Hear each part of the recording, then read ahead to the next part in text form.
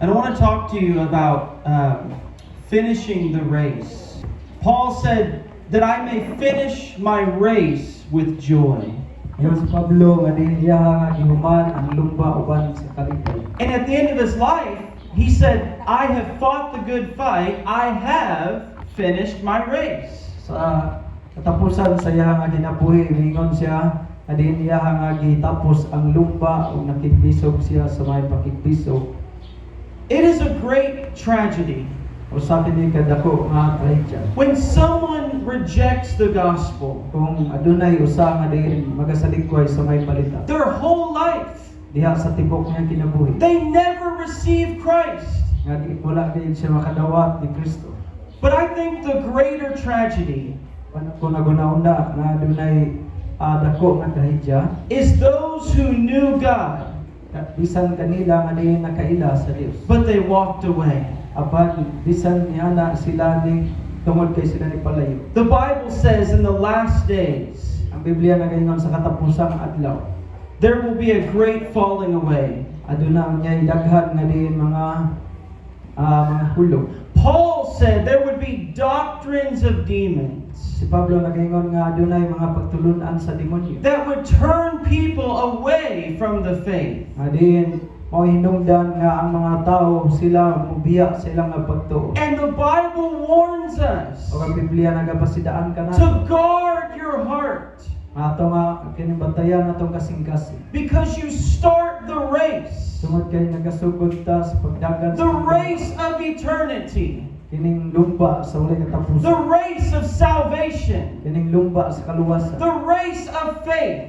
Lumba sa pagtuo. But not everybody finishes. Apan dili tanan nga diin nakahumani. Now, I want to focus on two doctrines So tungda sa pagtungtungmong ani nga duha ka mga pagtulunan. that will take you out of the race. Nga diin kini siya mo agaw kanato aron mahunong kita sa pagpakigduma. And both of these are deadly doctrines. O kining duha o kining matay nga diin doktrina pagtulunan. But they are opposite of each other. Siya kining managlahi ang matag usab. One doctrine is the weight of the law, Ang usa nga pagtulunan kining kabug-aton diha sa balaod. or following man-made rules apart from Christ. Nga diin sunod sa tao diin layo diha sa pagtulunan ni Kristo. Trying to be holy in the flesh Nga diin sila nagasulay, nga diin sila magbalaan ilang without the power of God. nga wala ang gahom sa Dios. This is many religions today. Mao kini ang kadaghanan sa mga relihiyon karon. They are under the weight of the law. Kini ilalom diha sa kasuguan. But then there is those who turn the grace of God into a license for sin. O kanila usab nga diin nakabaton diha sa grasya sa Dios nga gihimo nila nga diin maoy pasangil aron nga sila So, makapatuyang sa They pagpakasala. claim the name of Christ, Nga diin sila nagaangkon sa ngalan ni Kristo. but they live in darkness. Pan sila nagapuyo gihapon sa kangit. So we're going to talk about two doctrines. So kini siya mga duha ka pagtulunan. So Galatians 5 verses 1 through 9, the word says, "Stand fast therefore in the liberty by which Christ has made us free, and do not be entangled again with a yoke of bondage. Indeed, I, Paul, say to you that if you become circumcised, Christ will profit you nothing. And I testify to every man who becomes circumcised that he is a debtor to keep the whole law. You have become estranged from Christ, you who attempt to be justified by the law. You have fallen from grace. For we through the Spirit eagerly wait for the hope of righteousness. For in Christ Jesus neither circumcision nor uncircumcision avails anything but faith working through love. You ran well. Who hindered you from obeying the truth? This persuasion does not come from him who calls you. A little leaven leavens the whole lump. verses 1 through 9. Praise God. Galatia 5:1 sa 9. Alang sa kagawasan kita gipahigawas ni Kristo. Busa kinahanglan managbarog kamo nga malig-on. Ug ayaw na kamo pagpasangon pag-usab sa yugo sa pagkaulipon. Paminawa ako si Pablo magaingon kaninyo akon magpasirkonsisyon gani kamo si Kristo dili magpulos kaninyo. 3. Ako magapamatuod pag-usab sa matag usa ka tawo nga nagpasirkonsisyon nga siya na ilalo sa kasuguan sa katungdanan sa pagbantay sa tibuok nga kasuguan. 4. Kamo nga buot magpakamatarong pinaagi sa kasuguan, kamo nangaputol gikan kang Kristo. O nangahulog kamo gikan sa grasya. 5. Kay pinaagi sa Espiritu tungod sa pagtuo kita nagapaabot sa paglaom sa pagkamatarong. 6. Kay diha kang Kristo Jesus bisan ang pagka may sirkonsisyon o ang pagkawalay sirkonsisyon dili magapulos kundi ang pagtuo nga nagabuhat pinaagi sa gugma. 7. Maayo na manunta ang inyong pagpaningkamot kinsa bagayon ang nakababag kaninyo sa inyong pagtuman sa kamatuoran. 8. Kining maong pagpangdani wala magagikan kaniya nga nagtawag kaninyo. Usa ka pudyot nga ipagpatubo magapatubo sa tibuok nga binasa. Amen. So my message is in verse 7. You ran well. Who hindered you from obeying the truth? Ingon siya diri nga din kamo nagasugod naman unta sa maayo nga din bagdagan pero kinsa man ang nagababag kanini. Amen. So magampo ta. Father, I'm asking you right now, God, to anoint the Word of God. Lord, every person, Father, Pastor Mike and myself, Father, I pray you'll rebuke every hindrance of darkness. And Lord, give us understanding, the law and the gospel, and true holiness in Jesus Christ, which is such a gift of God, to be able to walk in the purity of your word, Father. Lord, I'm really asking you now that you will open this for a teaching, God, to give great understanding. And Lord, if there's someone here today that is in bondage to the law or in bondage to sin, that today is the day of salvation and freedom in the name of Jesus Christ. Amen. Amen. Amen. So we're going to start with the law of God. So magsugod ta diha sa balaod o kasuguan sa Dios. So he said, stand fast, verse 1, stand fast therefore in the liberty by which Christ has made us free, and do not be entangled with a yoke of bondage. So ingon siya diri nga alang sa kagawasan kita gipahigawas ni Kristo busa kinahanglan managbarog kamo nga malig-on ug ayaw na kamo pagpasangon pag-usap sa yugo sa pagkaulipon. He tells them to stand in the freedom of Christ. So nagasulti siya nga din kinahanglan nga din magpabilin ta mo barog sa kagawasan nga na kang Kristo. And don't be entangled with a yoke of bondage. Panginoon sayaw na kamo pagpaulipon o pagpasangon pag-usap niya ng yugo sa pagkaulipon. Now, verse 3, and I testify to every man who becomes circumcised that he is a debtor to keep the whole law. Verse 4, you have become estranged from Christ, you who attempt to be justified by law, you have fallen from grace. Sa 3 nangingon diri, ako magapamatuod pag-usab sa matag usa ka tawo nga nagpa-circumcision nga siya na ilalong sa katungdanan sa pagbantay sa tibuok nga kasuguan. Now, when he talks about the yoke of bondage, Kung magasulti ta may tungod niya nga yugo sa pagkaulipon, he's talking about the bondage of the law. hindi siya nagapasabot niya ng akin pagkaulipon o pagkaginapos sa balaod. And he tells them, you have fallen from grace. Nagingon siya nga din, kita nangahulog gikan sa Now, grasya. we are saved by the grace of God, Kita naluwas tungod sa grasya sa Dios. the gift of God. Diha sa gasa sa Dios. We are justified by faith, Kita na matarong tungod sa pagtuo. the work of the cross, Tungod sa buhat dito sa balaod. apart from the works of the law. kini gawas diha sa buhat sa kasuguan. So he said the law was given because of sin. Ingon siya diri nga diin ang balaod gihatag tungod sa sala. The law shows us our need for salvation. Kaya ang balaod siya nagapakita lamang sa atong pagpanginhanglan sa But kaluwasan. the law cannot save you. Apan kining balaod o kasuguan di makaluwas It's sa the nato. grace of God. Kung dili ang grasya ra sa You Dios. are justified by faith. Kay kita na matarong man tungod sa pagtuo. When you believe in Christ, Sa diha nga ikaw ituo kang Kristo. not a priest, Dili ka nga hingon sa pari, not a prophet, dili propeta, not Mary, dili si Maria, not your good works, dili sa mayong buhat, not circumcision, dili sa kining or pagkasakit keeping the Sabbath, o kining pagtuman sa kapahagan, but the work of the cross. apan kini tungod sa buhat dito sa cross. Now, this is what he's dealing with. So mao kini ang iyang kining gisulti. Now, I want you to put yourself in the first century. So gusto na ko nga din inyo ang ibutang sa inyong hunahuna o inyong pamalandungan sa una nga century.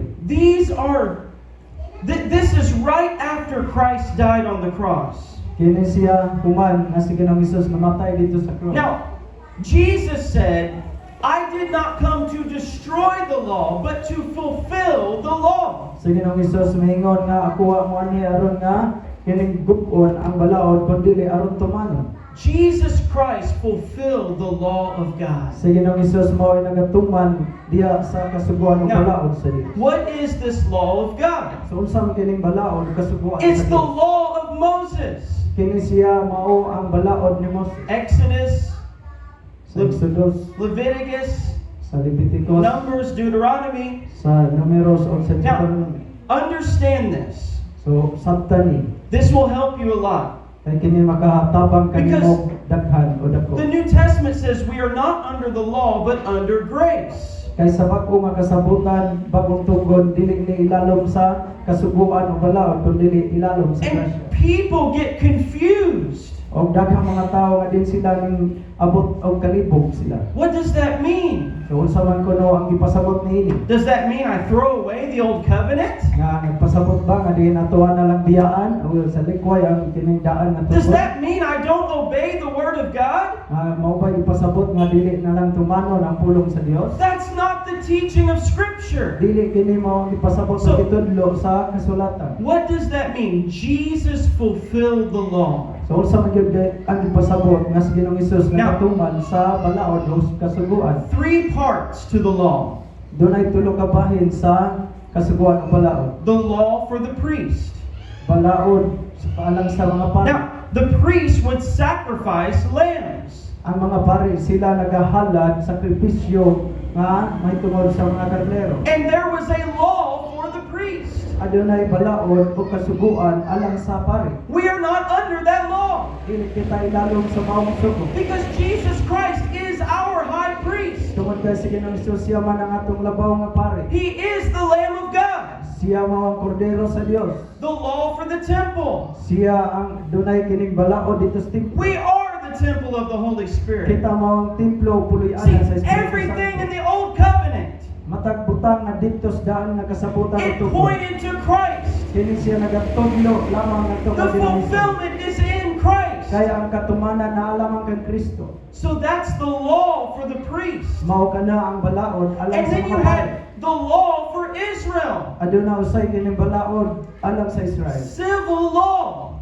Kining maong kagawasan may tungod ka pipila nga din balaod. If they were cutting their fields, Nga din kung they were cutting their fields for the crop. o kung anaka sa kining imuhang uma unya maga pamutol ka og mga kahoy. There was a law that they couldn't cut the corner of their fields. So dunay balaod nga dili nimo lapason ang kining unsa utlanan sa imuhang nga uma. They had many laws like that Adunay daghang nga kining balaod nga sulsama na. for the nation of Israel. Kini alang sa nasod sa Israel. We are not under that law Kita dili ilalom niya ng mga because kasuguan. Christ fulfilled that law. Tungod kay si Ginoong Jesucristo nakatuma na niya ng mga balaod. But then there is the moral law of God. Apan niini adunay kini maayo nga din balaod diha sa Dios. You shall have no other gods before me. Ingon siya, ayaw pagbaton og laing Dios. You shall Gawas ka na. not kill.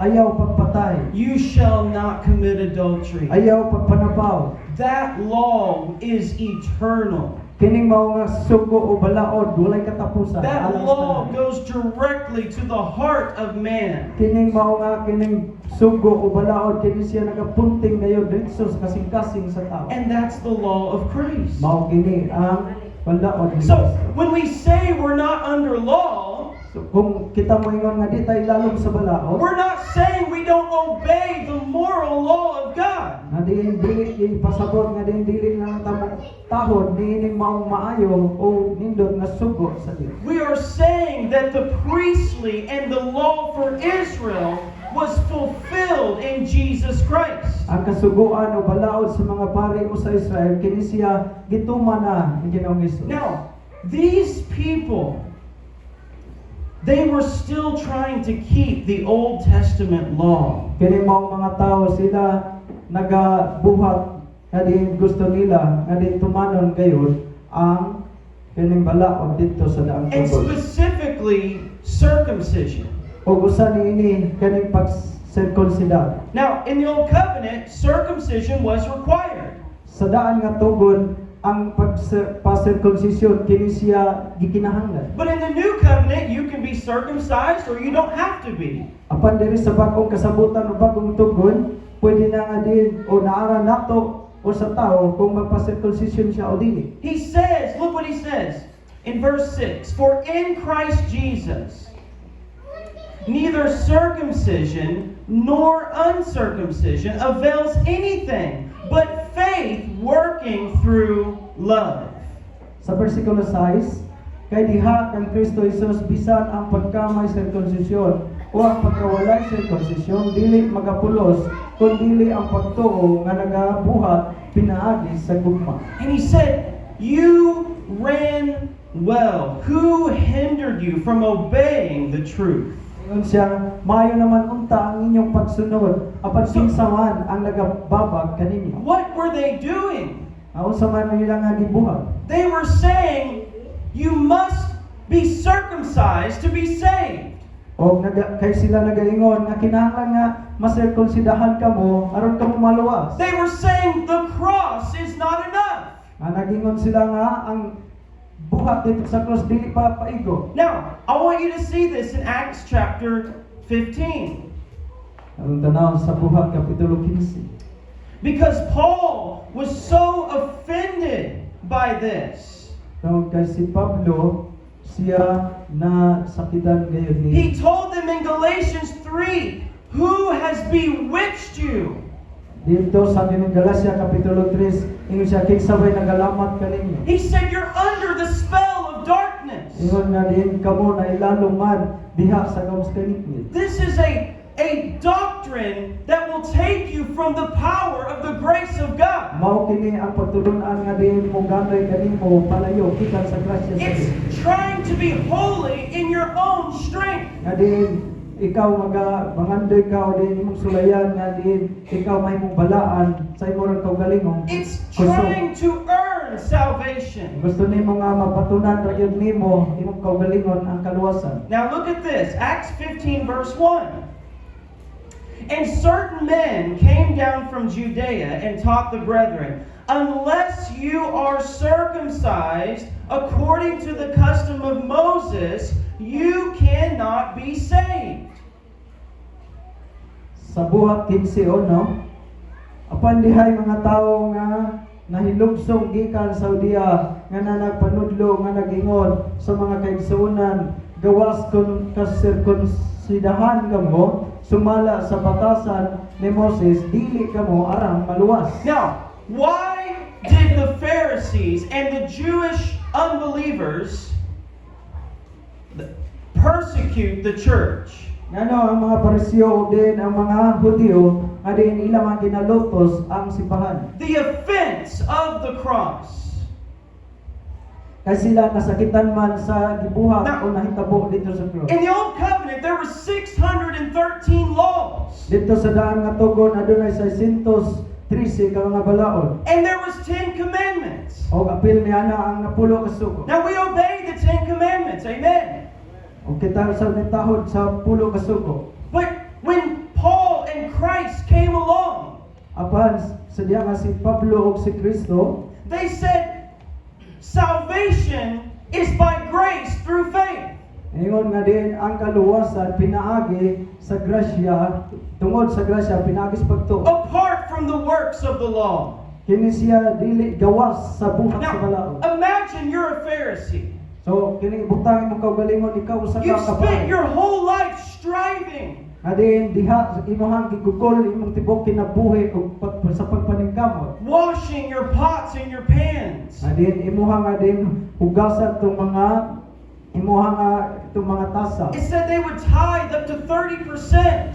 O kini kamo nagahatag og ikapulo. They would pray in public and make their voice heard on high. O din kamo kusog mo ampo dito sa kining daghang mga tawo sa publiko. They liked the best seat in the church. Adin ganahan gid mo nga magpatubangan og lingkod. Their whole life was to prove how godly they were. Ang diha sa tibok nimong kinabuhi mo yung pamatudan unsa ka And kabisno. here comes the Apostle Paul. Og din tan-awa na si Apostol Pablo. And he says it's by faith. Ingon si Apostol Pablo pinaagi ra sa pagtuo. All your works Tanan nimong mga buhat. are of no value against the flesh. Wala kayo bili.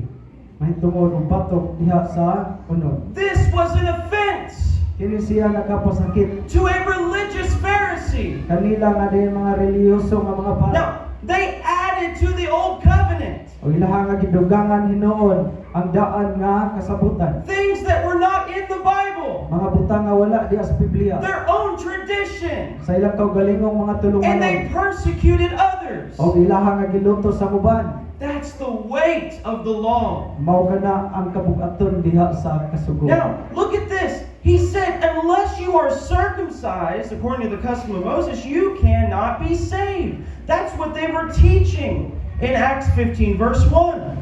So mao kini ang ilaha nga kining pagtulunan o pagtudlo, gawas kung kamo masirkunsidahan di mo maluwas. Now, imagine a broken sinner, So kining pamalandong yang usa ka tawo nga makasasala. an alcoholic, Diha kay siya usa ka palahubo.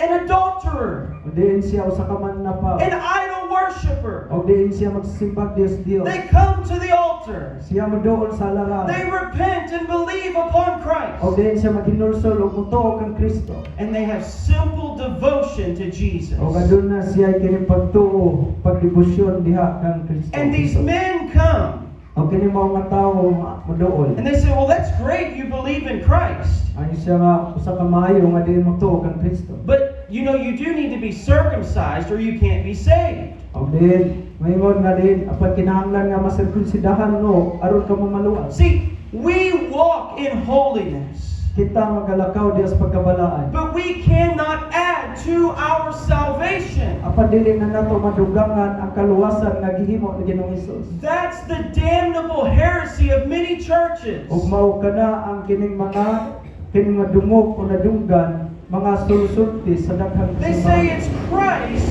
plus circumcision.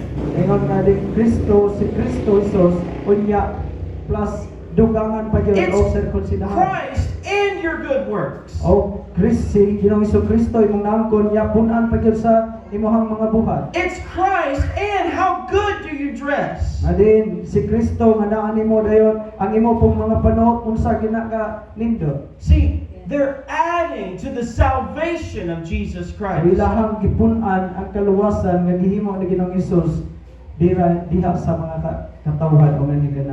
holiness comes after you are saved.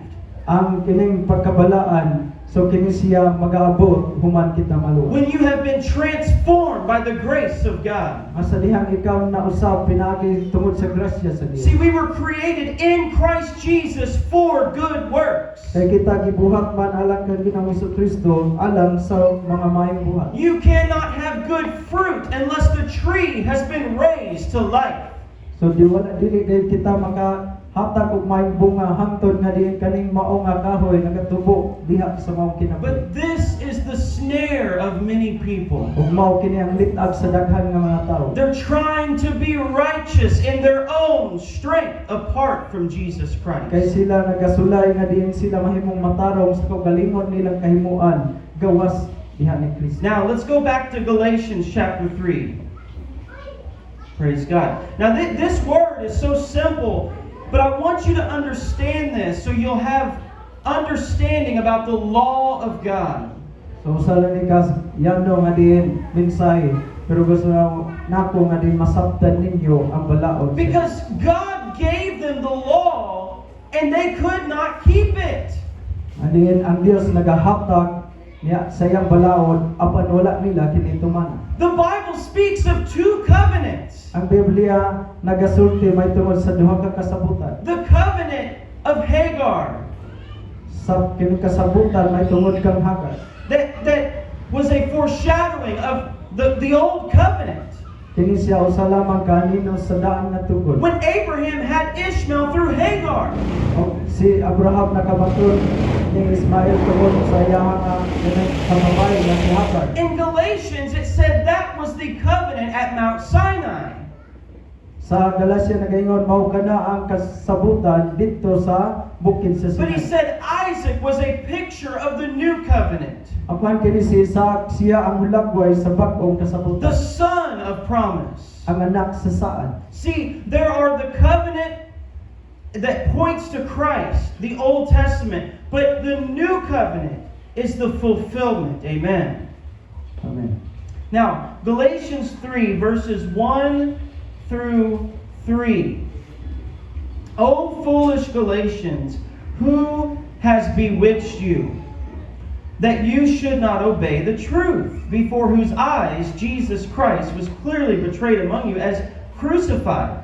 This only I want to learn from you. Did you receive the Spirit by the works of the law or by the hearing of faith? Are you so foolish? Having begun in the Spirit, are you now being made perfect by the flesh?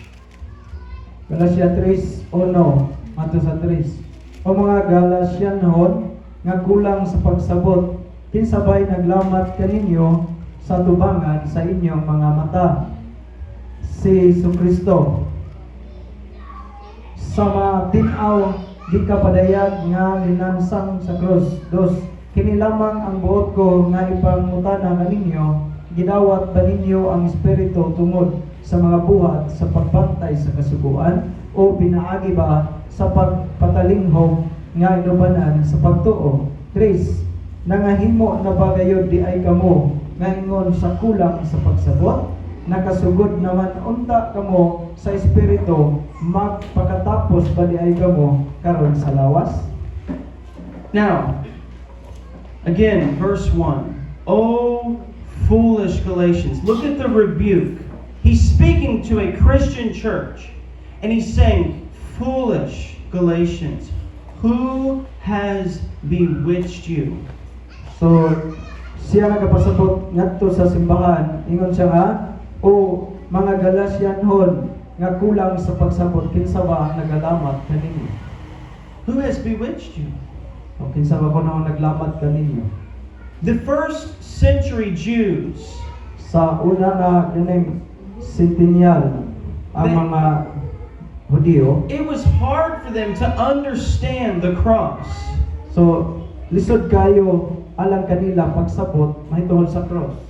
It was hard for them to understand that righteousness comes by faith in Jesus Christ. Lisod alang kanila pagsabot nga ang pagkamatarong pinaagi na diay sa pagtuo diha kang Kristo. Now, Galatians 2, verse 21.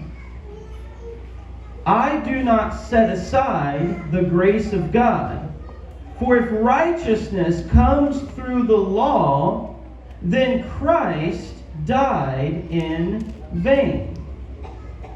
Sa Galacia 2:21, wala ko pagpakyasa ang grasya sa Dios. Kay kun ang pagkamatarong pinaagi pa sa pagbantay sa kasuguan, naan si Kristo namatay sa wala lang di ay hinungdan. So he says, I cannot set aside the grace of God, Ang ingon siya nga wala niya pakyasa ang grasya sa Dios. the power of the cross, Ang gahom dito sa cross. the blood of Jesus Christ Ang dugo ni Ginoong Jesucristo that paid for every sin. nga mao gibayad alang sa matag usa ka And the sala. moment that I call upon Christ, Sa oras o sa tagna nga diin kita motawag kang Kristo, I am justified by faith. kita namatarong pinaagis pagtuo. I am washed in the blood, Nahimot ang hinugasan sa iyang nga dugo. apart from the works of the law. Kini gawas sa trabaho o buhat sa balaod. I did nothing but look to Christ.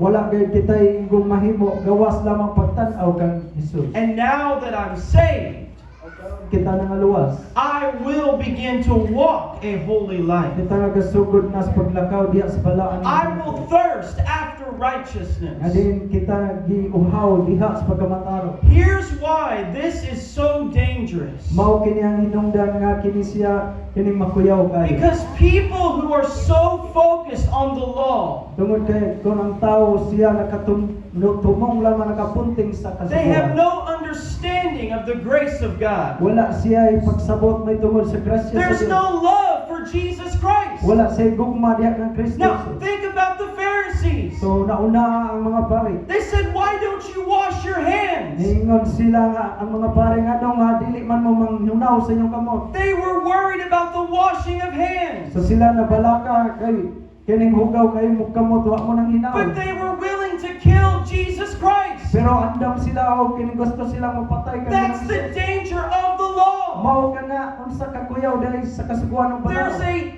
a form of godliness, Nagabaton sila sa damboy sa pagkadiyos but there's no love for Christ. pero wala sila gugma alang kang Kristo. There's something you can say, well, I'm doing circumcision, so I'm righteous, but there's no relationship with God. So makaingon sila nga din o manami na sirkunsidahan pero wala sila tinod nga relasyon sa Ginoo. I'm keeping the Saturday Sabbath, but there's no love for the Word of God. O bilang gituman ang kining adlaw ipapahulay pero wala sila gugma sa Dios. See, that's the weight of the law. Mao kana ang gibukaton diha sa balaod. Your service is not out of love for God, Adin ang imong nga kining pagserbisyo wala pun-i o gugma diha sa Ginoo. but when you are saved by grace, Apan kung ikaw naluwas pinagi sa grasya, through faith, pinagi sa pagtuo, freely, gawas nun ta.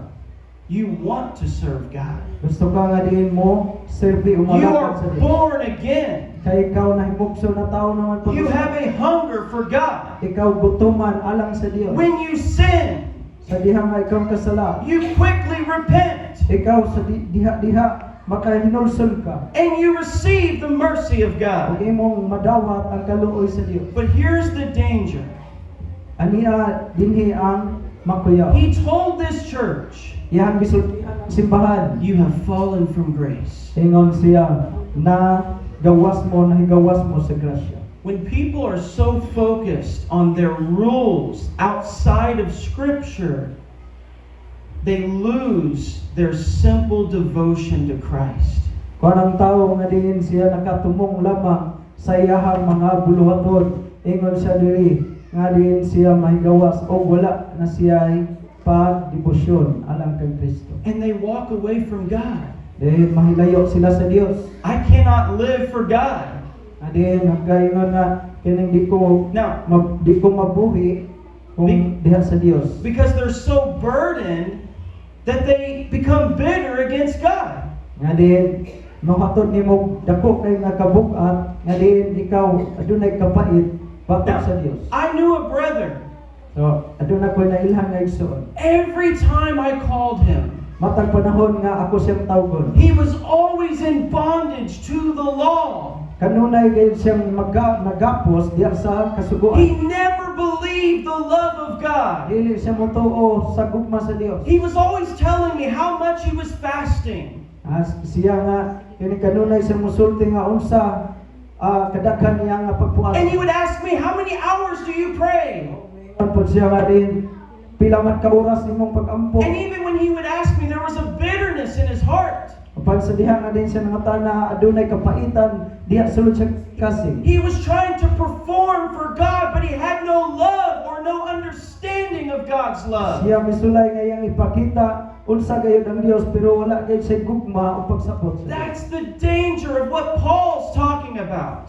Mao kini ang makuyaw sa gisulti ni Pablo. This performance apart from the grace of God. Nga diin sila nagapadayag, nagapakita apan kini siya halayo gayud og nahibulak sa And grasya. Paul knew the weight of the law. Si Pablo nasayod unsa gayud. He said, I was a Pharisee of Pharisees. Ingon siya ako sa pariseo o pariseo. I was circumcised the 8th day Ingon siya walo pa lang kaadlaw sa gisun of the tribe of Benjamin. diya sa laray sa tribo. But he ni said, Benjamin. all that was gained to me, I counted loss for the excellence of the knowledge of Jesus Christ. Pa si Pablo mingon bisan unsa ang tanan nga naangkon na batunan niya iya ni giisip nga diin basura o wala na And he niya. said, where is boasting? Og mingon asa man ang pagpasigarbo. I will boast in my weakness. Ingon siya akong ipasigarbo akong kahuyang. He said, I am not ashamed of the gospel. Ingon siya nga dili na ko'y kaulaw ang maayong balita. He said, we are justified by faith. Kaya ingon siya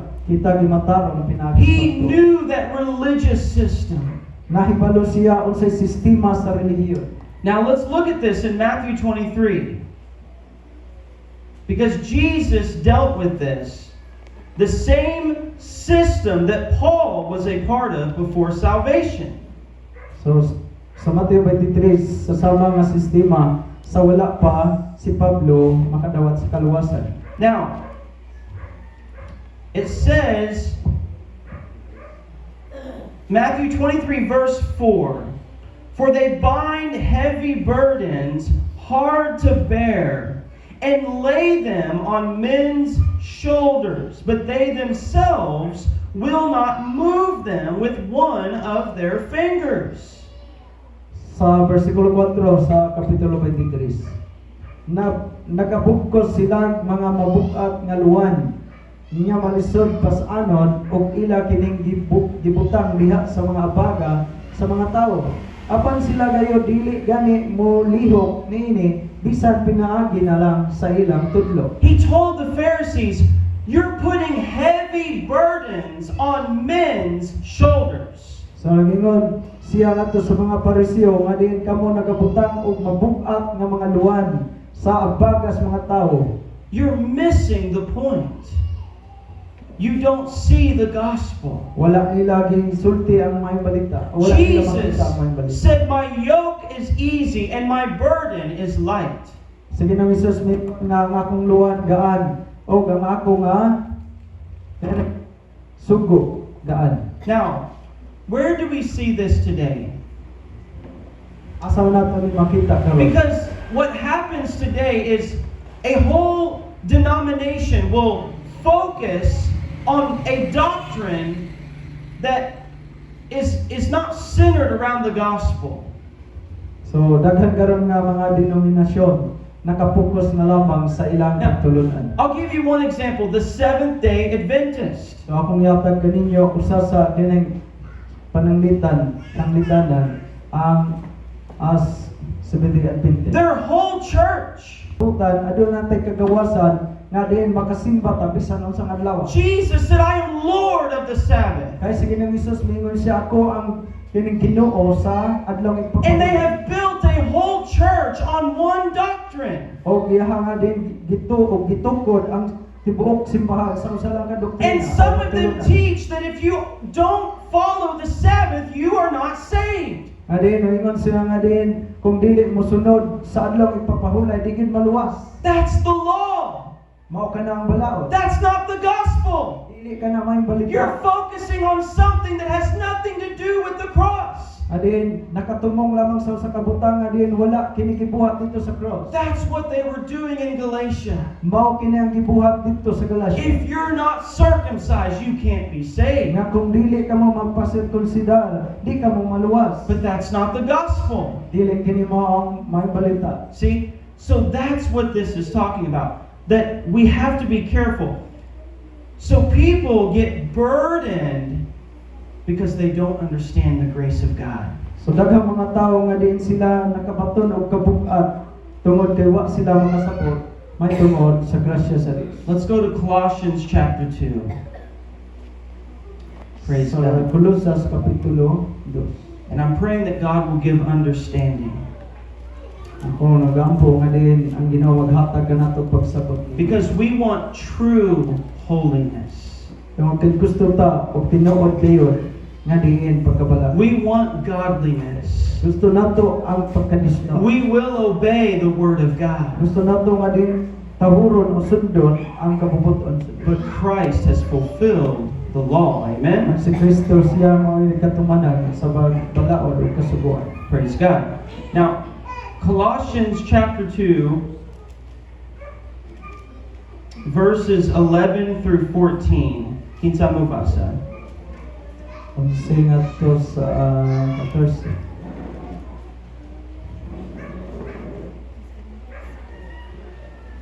Colossians 2, verses 11 through 14.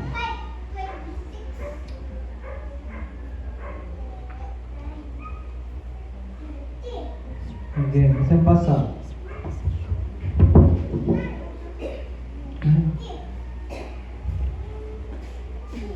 Colossians 2:11. Diha kaniya usab kamo nakadawat sa circumcision nga dili hinimo sa mga kamot kundi sa circumcision nga pinaagi kang Kristo sa diha nga nahukasan kamo sa unodnon nga lawas. 12.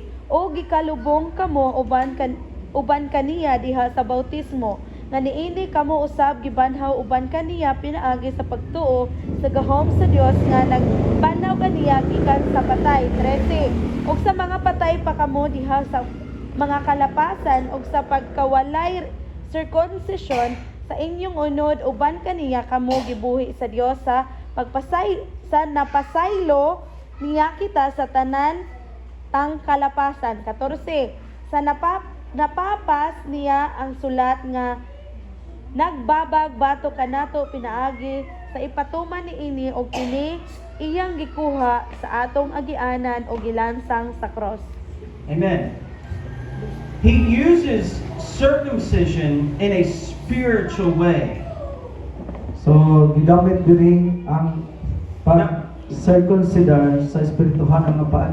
In the Old Covenant, circumcision was cutting the flesh. Diha sa daan nga kasabutan ang pag-circumcidar mao nga ang pagputol sa unod. Sa mga lalaki, 8 days old. Now, here, he said, you were circumcised with the circumcision made without hands. So, yun sa diri nga din kamo ma-circumcise magadawat og circumcision nga dili pinaagi sa kamot sa tao. He's talking about the flesh of your heart. Kini nagapasabot diha sa unod nga mao atong kasing-kasing. That God has cut the flesh of your heart. Nga din ang Dios magaputol diha sa unod nga naa sa mga kasing-kasing. See, Paul said we are the circumcision Si Pablo nagingon nga din kita mga gisirkunsidahan. who worship God in the Spirit. Nga din magasimba diha sa Dios sa Espiritu. Rejoice in Jesus Nga Christ magakalipay diha kang Kristo Hesus. and put no confidence in the flesh. Nga din wala na kini pagsalig diha sa ato nga unod. And he said, verse 13, and you, being dead in your trespasses and the uncircumcision of your flesh, he has made alive together with him, having forgiven you all trespasses.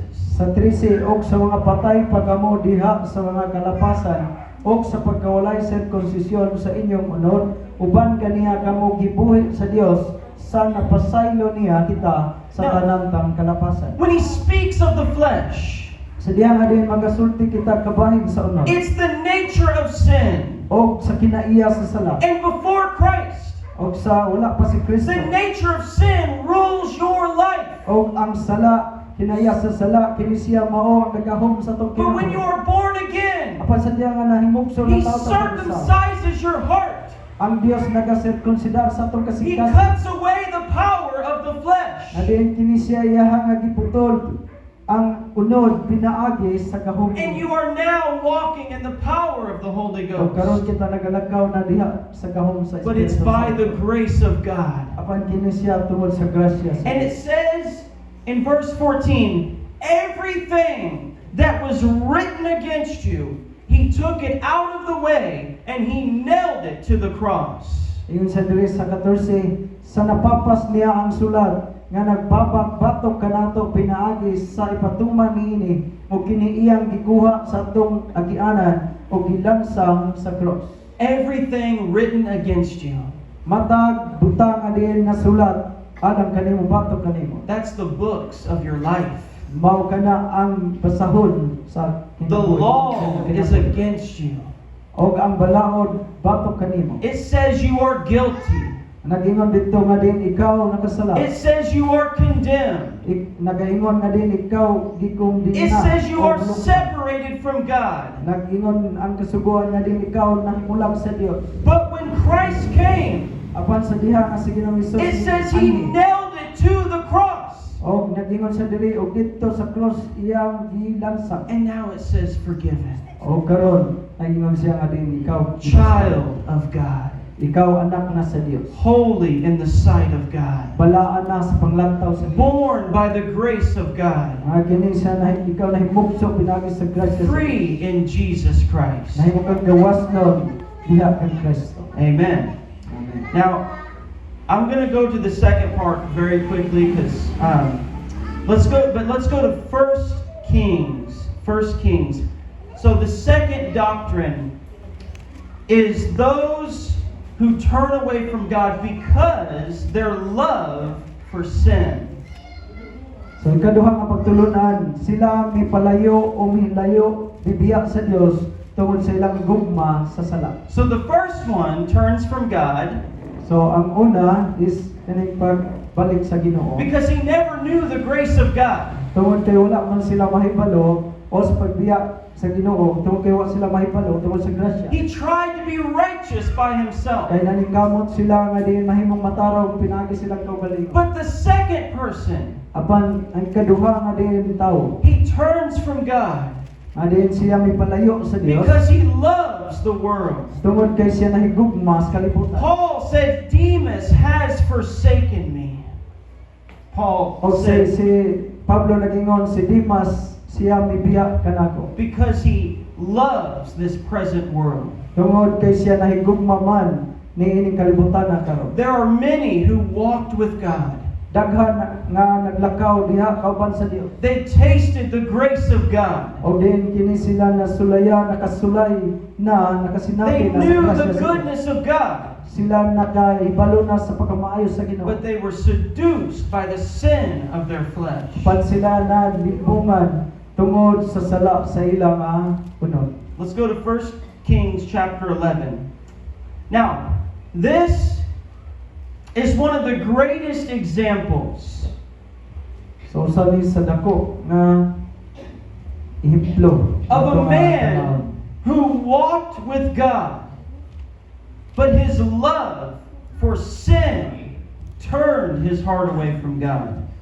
Second King.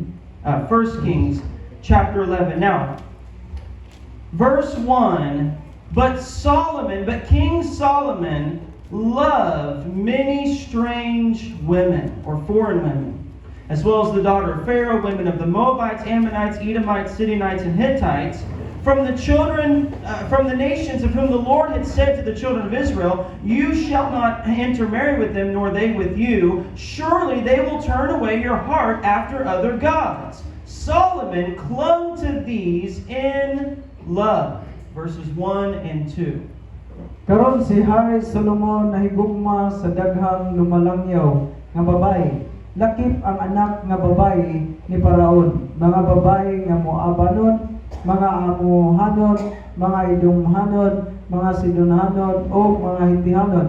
Dos, sa mga nasod nga giingon ni Hiuba sa mga anak sa Israel. Dili ka mo makikauban sa taliwala kanila bisan pa kung sila moanha kaninyo. Kay sa pagkatinuod sila magaliso sa inyong kasing-kasing sa pagsunod sa ilang mga Dios. si Solomon miipon niini diha sa gugma. Now, look, it says that Solomon loved many foreign women. Si Solomon na gugma ngadto sa mga langyaw nga mga babae. His sin was lust for women. Ang iyahang nga sala mao kanang kaibog diha sa mga babae. He had 700 wives Aduna siya kining 7 kagatos ka mga asawa. and 300 concubines. O 3 kagatos nga kaipon o kabit. The Bible says he clung to them in love. O ang Biblia nagaingon og siya migakos kanila tungod sa iyang gugma. That's what it says. O mao kaning giingon This diri. man was consumed with lust. So kini mao nga tawo siya na ut-ut tungod sa iyang pag-ibog. Now look at this. Verse 3. He had 700 wives, princesses, 300 concubines, and his wives turned away his heart. Verse 4. For so it was when Solomon was old that his wives turned his heart after other gods, and his heart was not loyal to the Lord his God, as was the heart of his father David. Wow. Sa 3. Og siya may 7 kagatos ka mga asawa, mga prinsesa, og 3 kagatos ka mga puyo-puyo, og ang iyang mga asawa nakapaliso sa iyang kasing-kasing. Kay nahitabo sa diha nga si Solomon natigulang na ang iyang mga asawa nakapaliso sa iyang kasing-kasing sa pagpanunot sa laing mga Dios, og ang iyang kasing-kasing wala mahimpit kang Hiuba nga iyang Dios ingon sa kasing-kasing ni David nga iyang amahan. I want you to see the power of sin. So gusto nako nga din tan-aw ninyo o makita ninyo ang gahom sa sala. It starts with lust. Kini siya nagsugod sa pangibog. He marries all these women. So iyang ipakaslan kining 7 kagatos ka mga babae. But look what it says. Pantanawon sa iyang gisulti. His wives turned his heart after other gods. O nagingon diri ang iyang mga asawa niya nakapaliso sa iyang kasing-kasing o nakapanunod ngadto sa laing Dios. I want you to think of how tragic this is. So gusto ko nga din inyohan nga Now, pamalandungan. who was Solomon? So unsa man si Solomon kaniadto? He wrote thousands of songs. Nga din siya nakasulat og daghan nga linibo ka mga awit. He wrote most of the Proverbs. Nga din siya mo'y halos nakasulat sa tibuok He panultihon. was called the wisest man. Siya gitawag usa gayon siya ka labing maalamon nga tawo. God appeared to him twice. Ang Dios nakapakita kaniya kaduha kay gayon. He built the temple of Solomon, Kanya siya pa gyud ang nakapatuko, nakapabarog sa templo, the temple of God. sa templo sa Dios. This was a man who knew God. Kini mao ang tawo nga di nakailagay sa Dios. Now, it says when he was old, Nagingon diri sa diha nga siya nagulang na, natigulang. he turned after other gods. Siya ninunot na ngadto sa lain nga Dios. His heart was not loyal to the Lord his Ang God. iyang kasing-kasing dili na maunongon ngadto sa Dios nga iyang gilang nga Dios. Now, look at verse 5. For Solomon went after Ashtaroth, the goddess of the Sidonians, after Milcom, the abomination of the Ammonites. Verse 6, Solomon did evil in the sight of the Lord, and did not fully follow the Lord, as did his father David. Versikulo 5 ngadto sa 6 kay si Solomon nagsunod kang Astaroth, ang Dios nga babayi sa mga Sidonhanon, o sunod kang Milcom, ang dinumtan sa mga amuhanon. Sa 6, o si Solomon nagbuhat ni atong dautan sa pagtan-aw ni Hiuba, ug wala maglakat nga himpit kang Hiuba ingon sa gihimo ni David nga iyang amahan. This is the Solomon who wrote, "The fear of the Lord is the beginning of wisdom." Kini mao ang Solomon nga nagsulat niadto nga bersikulo nagingon nga ang pagkahadlok mao'y sinugdanan sa kaalam. This is the Solomon who said, "Trust in the Lord with all of your heart." Mao kini ang Solomon nga magingon, sumalit ka sa Dios sa tibok nimong kasing-kasing. This is the Solomon who warned about the danger of fornication. Kini mao ang Solomon nga diin nagapasidaan may tungod sa magkuyaw diha sa He pagpakighilaw. wrote in the Proverbs Siya ay nagsulat sa about panahon. strange women. May tungod sa mga langyaw nga mga And babae. he said they are the path to hell. Nagingon nga din ang ilang dalan paingon sa He impierno. wrote with the anointing of God, Siya nagasulat diha sa dihog sa the Dios. breath of God. Diha usab sa kining gininhawa sa Dios. He would get into his chariot, Nga din siya nagahatag ng inyong kalipay. and everybody would welcome him to the temple of Solomon. O din ang tanan kining ilang giabi-abi dito sa templo He sa Solomon. sacrificed to the Lord. Sila nagahalad dito sa Ginoo. He worshiped God. Sila nagsimba ngadto sa Dios. And the Bible said the presence of God Ang Biblia nagasulti nga din ang presensya sa Dios. was so strong the priest could not stand. Nga din hilabyan ka kusog nga bisan pa ang mga pare di makabarog nini. That's Solomon. Mao kini si Solomon.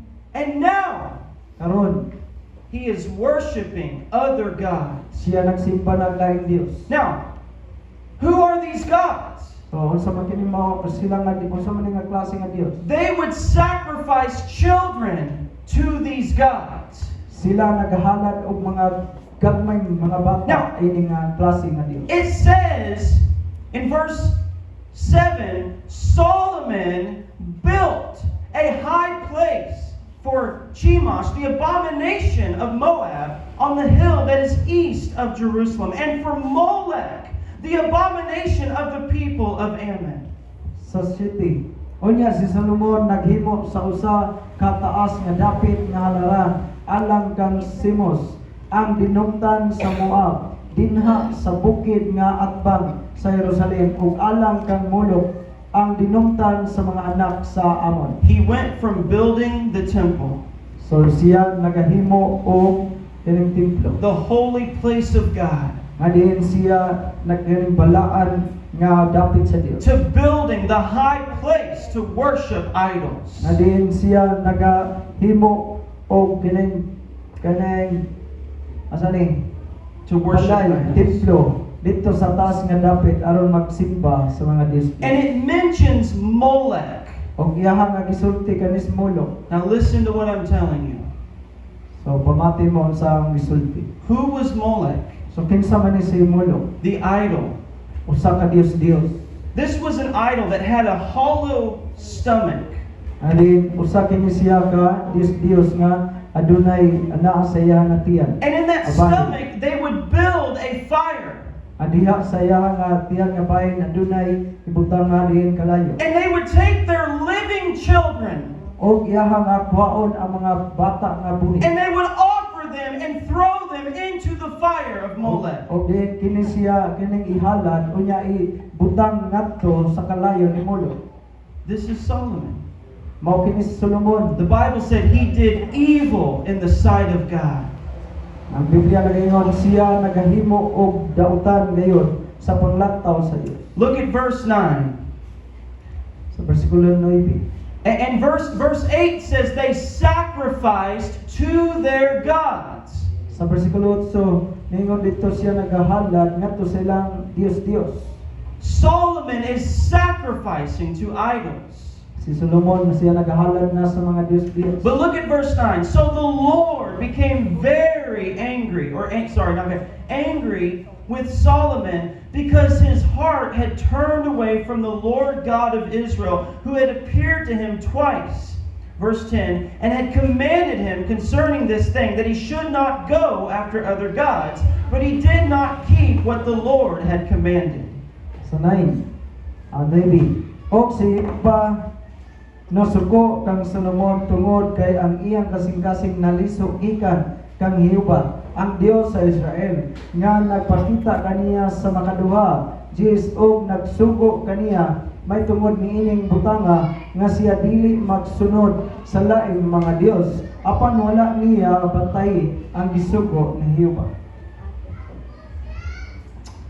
I don't know if Solomon repented. Some say he did, some say he didn't. But when I read the scripture, even up to his death, I don't know if he repented.